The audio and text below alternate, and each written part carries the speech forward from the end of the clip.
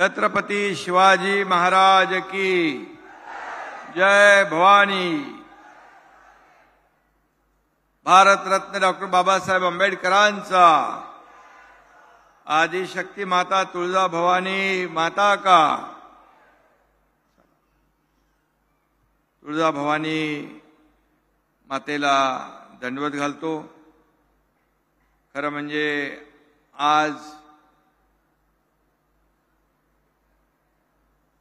आपल्या या कार्यक्रमाला आवर्जून महामहिम राष्ट्रपती महोदया श्रीमती द्रौपदी मुर्मू मॅडम आल्यात। त्यांचं आपण सगळ्यांनी जोरदार स्वागत करायचं आहे। महाराष्ट्राच्या वतीने, तमाम 12.5 कोटी जनतेच्या वतीने आणि आपल्या सगळ्यांच्या वतीने त्यांचं मी मनापासून स्वागत करतो। त्यांना खूप खूप धन्यवाद देतो। आणि आजच्या या मोठं असं भव्य दिव्य असं बुद्ध विहार त्याचं लोकार्पण झालं। विश्वाला शांतीचा संदेश देणारे गौतम बुद्ध यांचा मोठा पुतळा त्या ठिकाणी पाहिला। भव्य दिव्य बुद्ध विहार त्या ठिकाणी बांधले। यासाठी संजय बनसोडे यांचं मी मनापासून अभिनंदन करतो, त्यांना शुभेच्छा देतो।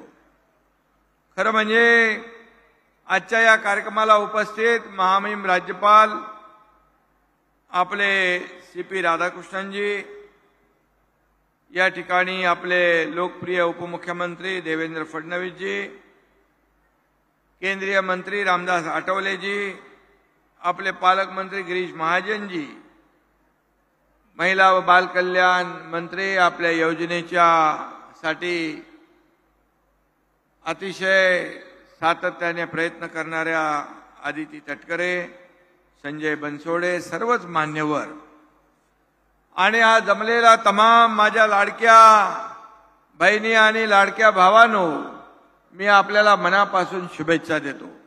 मनापासून आपल्याला धन्यवाद देतो की एवढ्या मोठ्या संख्येने आपण या ठिकाणी उपस्थित झालात आणि या कार्यक्रमाला 4 चांद लागले। खरं म्हणजे महामहिम राष्ट्रपति महोदया द्रौपदी मुर्मू जी का इस पवित्र भूमि पर मैं हार्दिक स्वागत और अभिनंदन करता हूं। राष्ट्रपति महोदया जी ने कोल्हापुर की माता अंबाबाई, मुंबई में महालक्ष्मी और मुंबा देवी का भी आशीर्वाद लिया है। आज का आपका आगमन उदगीर के इस प्राचीन क्षेत्र में हुआ है। मैं आपको आदरपूर्वक अवगत कराना चाहता हूं कि इस क्षेत्र को आदि शक्ति माता तुलजा भवानी का भी आशीर्वाद प्राप्त है। हम सभी के आराध्य दैवत छत्रपति शिवाजी महाराज जी को भी माता तुलजा भवानी का आशीर्वाद प्राप्त था, इसलिए हम जय भवानी और जय शिवाजी का नारा लगाते हैं। इस क्षेत्र ने स्वतंत्रता की दूसरी लड़ाई मराठवाड़ा मुक्ति संग्राम में भी संघर्षपूर्ण योगदान दिया है। इस लड़ाई में हमारी स्त्री शक्ति का भी बहुत बड़ा योगदान रहा है। ऐसे पवित्र क्षेत्र में हम नारी शक्ति को वंदन करने आए हैं। यह हमारा परम सौभाग्य है कि प्यारी बहनों का सम्मान करने के लिए हमारी महामहिम राष्ट्रपति आज स्वयं हमारे बीच में आई है। इसलिए फिर एक बार मैं आपका स्वागत करता हूं। पुन्हा एकदा राष्ट्रपति महोदयांचं मनापासून स्वागत। महिलाओं को मौका मिले तो वह हर क्षेत्र में आसमान की ऊंचाई को छू सकती है।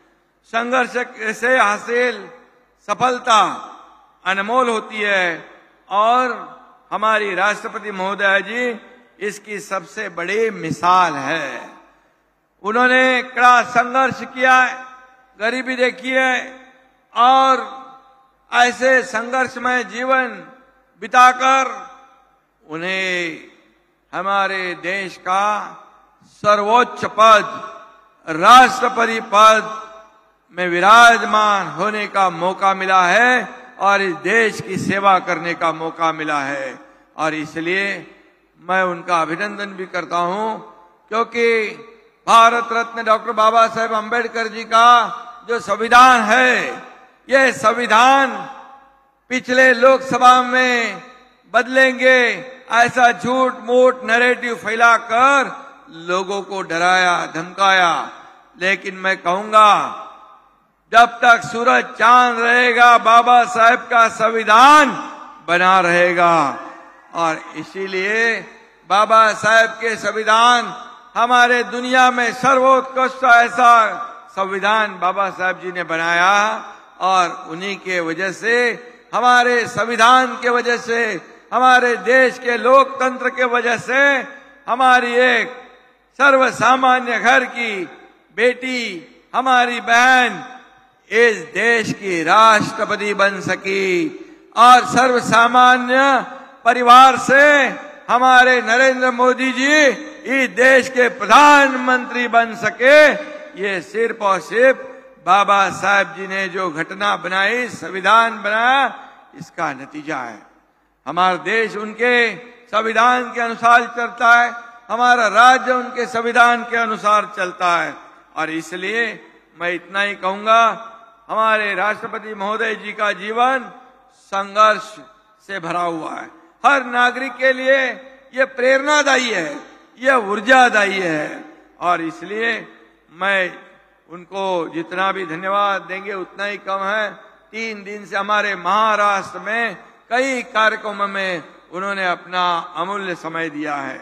और इसलिए मैं आणि मी सगळ्यांना, तमाम माझ्या लाडक्या बहिणींना या ठिकाणी येताना आम्ही पाहिलं की जे प्रेम तुम्ही दिलं रॅम्पून येताना, काय त्याचा म्हणजे तुम्हाला साष्टांग दंडवत घातला पाहिजे, तुमच्या समोर नतमस्तक झालं पाहिजे, कारण तुमच्या चेहऱ्यावरचा आनंद आणि समाधान आम्ही पाहिलं। खऱ्या अर्थाने आम्हालाही समाधान वाटलं की मुख्यमंत्री माझी लाडकी बहीण योजना आम्ही सुरू केली, ती योग्य आहे आणि माझ्या लाडक्या बहिणींसाठी, तिच्या कुटुंबासाठी एक आधार देणारी ही योजना आहे। आणि म्हणून अनेक लोक याच्या विरोधामध्ये गेले। चुनावी जुमला आहे, खोटं आश्वासन आहे, कोणी कोर्टामध्ये गेलं, अरे तुम्ही तर काय दिलं नाही, आम्ही देतोय त्याच्यामध्ये का खोडा घालताय, का त्याच्यामध्ये आडवे येताय, कोर्टामध्ये जाणारे कोण, कोर्टामधून देखील एक चपराक त्यांना मुंबई हायकोर्टाने दिली आहे। आता पुन्हा नागपूरच्या कोर्टामध्ये एक जण गेलाय आणि तो काँग्रेसचा कार्यकर्ता आहे। अरे मला अतिशय दुःख वाटतंय की या 1,500 रुपये जे आम्ही देतोय त्याच्यामध्ये आडवे येत आहे। लाडक्या भावांना देखील आपण मुख्यमंत्री युवा प्रशिक्षण योजना चालू केली, त्याची नियुक्ती पत्र दिली। आज आपण मुख्यमंत्री अन्नपूर्णा योजना अपन शुरू केली, 3 सिलेंडर मुफ्त में हमारी लाडली बहना को देने वाले हैं हम लोग। और ये 1,500 रुपया महीने में 18,000 रुपया हमारे बहनों को मिलेगा। और उसके बाद ये युवा कार्य प्रशिक्षण योजना जो की है उसमें भी 10,000 रुपया महीने का ये प्रशिक्षण भत्ता स्टाइपेंड देने वाला ये देश में हमारा पहिला राज्य है। आणि म्हणून याचा फायदा देखील युवकांनी घेतला पाहिजे। मुख्यमंत्री वयोश्री योजना, इसमें भी डीबीटी से 3,000 रुपए जाएंगे। हमारे जो सीनियर सिटीजन है उनको एक आधार मिलेगा। मुख्यमंत्री तीर्थ दर्शन योजना, जिनको दर्शन लेना है, तीर्थ यात्रा करनी है, उनके पास भी पैसे नहीं होते, उसका भी विचार हमारी सरकार ने किया हुआ है। मुख्यमंत्री लेख लाड़की योजना जो है 18 साल तक 1 लाख रुपया उसके खाते में जमा हो जाएगा। आणि मुलींना उच्च शिक्षण घ्यायचं असेल, डॉक्टर, इंजिनियर, वकील जे काय करायचं असेल त्याचा पण संपूर्ण खर्च आपलं सरकार उचलणार। या सगळ्या योजनांमुळे विरोधकांच्या पायाखालची वाळू सरकली आहे, त्यांच्या पोटात दुखू लागले, परंतु किती दुखलं तरी योजना ही बंद होणार नाही, ही योजना कायम चालू राहणार, असा माझ्या बहिणींना आमचा शब्द आहे। तुम्ही सरकारची ताकद वाढवली तर 1,500चे 2,000 होतील, 2,000चे 2,500 होतील, आणखी ताकद वाढवली तर 3,000 होतील. आणि आमच्या संजय बनसोडे इथं आहेत, अशा प्रकारचा कार्यकर्ता तुम्हाला आमदार म्हणून लाभलाय. आणि म्हणून तुम्हाला देताना सरकार कधी हात आकडता घेणार नाही. हे देणारं सरकार आहे, हे घेणारं नाही. जेव्हा खात्यामध्ये पैसे पडू लागले तेव्हा विरोधक म्हणाले लवकर लवकर काढून घ्या, नाही तर सरकार पैसे काढून घेईल. मला दुर्दैव आहे, हे सरकार दोन्ही हाताने देणार आहे. आणि म्हणून माझ्या गोर गरीब बहिणींच्या खात्यामध्ये पैसे पडले. रक्षाबंधन, भाऊबीज, आता फक्त रक्षाबंधन भाऊबीज नाही तर दर महिन्याला ही माहेरचं आहेर, ही ओवाळणी तुमच्या खात्यामध्ये पडत राहील, अशा प्रकारचा शब्द आम्ही देतो. आणि म्हणून आतापर्यंत 1,60,00,000 माझ्या बहिणींच्या खात्यात पैसे जमा झाले. जवळपास 2,40,00,000, 2.5 कोटी पर्यंत आपले अर्ज आलेले आहेत. आता सप्टेंबरचा शेवटचा महिना देखील, सप्टेंबर शेवटपर्यंत पण याची आपण मुदत वाढवली आहे. त्यामुळे काळजी करू नका. ज्या माझ्या बहिणी या योजनेपासून वंचित राहिल्या असतील त्यांनाही त्याचा फायदा मिळेल आणि त्याही त्या योजनेमध्ये येतील. आणि म्हणून या सगळ्या योजना ज्या आम्ही करतोय खऱ्या अर्थाने या सर्वसामान्य लोकांसाठी. मगाशी उपमुख्यमंत्री महोदयांनी सांगितलं की शेतकऱ्यांचा देखील आम्ही विचार केलाय. शेतकऱ्यांच्या वीज बिल माफ करण्याचा निर्णय घेतलाय. जे पंपाने शेती करतात त्यांची वीज बिल माफ.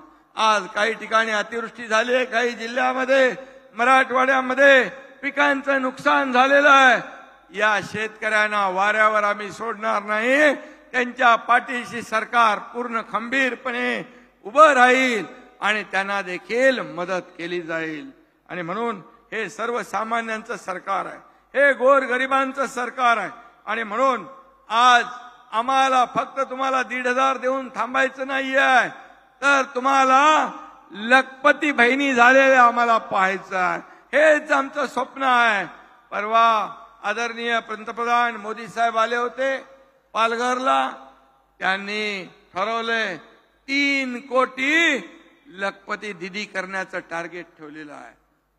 मी त्यांना धन्यवाद देतो की आज या राज्यातल्या देखील जवळपास 50 लाख ते 1 कोटी महिला या लखपती दिदीच्या योजनेमध्ये पण जातील. महिला आपला बचत गट जे आहेत ते आपण स्ट्रॉंग करतोय, त्यांनाही ताकद देतोय. कारण शेवटी तुम्हाला स्वतःच्या पायावर उभं करण्याचं काम आपल्याला करायचं आहे. आणि म्हणून जे महिला बचत गट कर्ज घेतात बँकेतून 100% परतफेड करणारा एकमेव वर्ग म्हणजे आमच्या भगिनी आहेत. एकही पैसा बुडवत नाहीत. त्यामुळे त्यांना कर्जही देण्याला कुणी मागे पुढे पाहत नाही. आणि म्हणून या ठिकाणी सावित्री आपली जी स्टार्टअप योजना आहे महिलांसाठी ती देखील या ठिकाणी आपल्यासाठी महत्वाची आहे. आणि म्हणून महिला सक्षमीकरण, आपले आदरणीय प्रधानमंत्री म्हणतात की महिला सक्षम तर देश सक्षम. महिलांचा विकास देशाचा विकास. आणि म्हणून आपल्याला या देशाला पूर्ण जगभरामध्ये आपल्याला महासत्ता बनवायचा आहे. आर्थिक महासत्तेकडे आपली वाटचाल करायची आहे. आपला देश 11व्या क्रमांकावर होता, आज मोदीजींमुळे तो 5व्या क्रमांकावर आलाय. पुढे तो 3ऱ्या क्रमांकावर आणण्याचं मोदीजींचं जे स्वप्न आहे ते पूर्ण करण्यासाठी महाराष्ट्र मोठं योगदान दिल्याशिवाय राहणार नाही. कारण एकीकडे विकासाची कामं सुरू आहे, दुसरीकडे अशा कल्याणकारी योजना आहे. आज आपण 1.5 लाखाचा महात्मा ज्योतिबा फुले योजना जी होती आपल्याला उपचारासाठी, एखादं ऑपरेशन झालं, दुखलं खुपलं आजार आला तर 1.5 लाखाचे आपण 5 लाख रुपये केलेत. आता 5 लाख रुपयापर्यंत तुमच्या कुटुंबाचा मोफत उपचार होईल. हे सगळं आपण जे करतोय हे सर्व कुटुंबासाठी, आपल्याला आधार देण्यासाठी, सर्वसामान्य लोकांच्या जीवनामध्ये चांगले दिवस आणण्यासाठी या ठिकाणी आपण हा प्रयत्न आहे. आणि म्हणून आज आपल्याला मी एवढंच सांगेन की आदरणीय मोदी साहेबांनी चुली समोर काम करणाऱ्या महिलांसाठी त्यांच्या उज्ज्वला योजना आणली, जनधन योजना आणली, अनेक योजना आणल्या आणि महिलांना 33% आरक्षणाचं नारी वंदना विधेयक देखील आणण्याचं धाडस आदरणीय प्रधानमंत्री महोदयांनी केलं. आणि म्हणून मी आपल्याला एवढंच सांगतो की या योजना ज्या आहेत या योजनांचा आपण लाभ घ्या. स्टार्टअप मध्ये 1 लाख ते 15 लाख रुपयापर्यंत अनुदान देण्यात येतं. आणि म्हणून गरिबांच्या दुर्बलांच्या मुलींनी देखील चांगलं शिक्षण घ्यावं, नोकरी करावी, व्यवसाय करावा, कुटुंब सांभाळावं या हेतूने देखील आपण त्यांना देखील मोठी योजना सुरू केलेली आहे. आणि म्हणून मी पुन्हा एकदा आपल्या सगळ्यांना मनापासून खूप खूप धन्यवाद देतो. मला संजय बनसोडेंनी मगाशी सांगितलं, संजय आपला काम करणारा कार्यकर्ता आहे. सातत्याने आपल्या मतदारसंघामध्ये किंबहुना त्याच्या विभागामध्ये अनेक योजना आणण्याचं त्यांनी काम केलेलं आहे. आणि म्हणून वंदे भारत एक्सप्रेस असेल, उदगीर जिल्ह्याची निर्मिती असेल, उदगीर येथे विमानतळ असेल, MIDC असेल, त्याचबरोबर मोठे उद्योगधंदे इथे आले पाहिजे आणि वैद्यकीय महाविद्यालय अशा प्रकारची मागणी केली.